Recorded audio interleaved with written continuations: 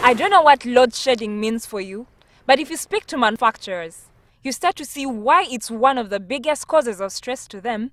For instance, cement manufacturers in Tororo. If you lose power, there is an outage for one day, that's a huge loss because it means 6,000 tons are lost. You cannot produce that. Our new mill is rated at 180 tons per hour. So if you lose power for 1 hour, that's 180 tons loss of cement production. For the Tororo Industrial Hub, Umeme promises sufficient power with temporary intervention by the transmission company with a direct line. However, that in itself is not enough if this power fluctuates and is off sometimes.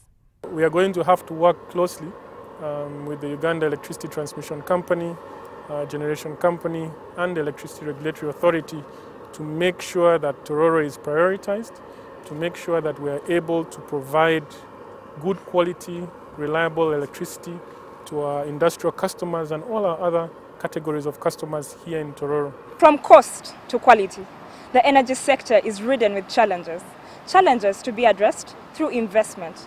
However, according to the regulator, sometimes the high cost of investment is part of the reason of the high tariff. At this point in our economic development, we find that the people of Uganda are saying that the current tariffs are high. So that means that in terms of our investments, as Pete was saying, we have to be extremely smart in terms of prioritization.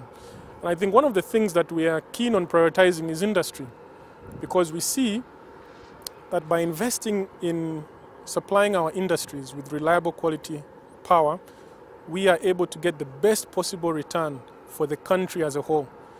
The board of Umeme were on a fact-finding mission to discover, review, plan and solve challenges faced by the Tororo Industrial Hub, for which they have invested 14 billion shillings in a new substation and promises to consume some of the excess power produced as more dams get commissioned. Christine Casemire, NTV Business.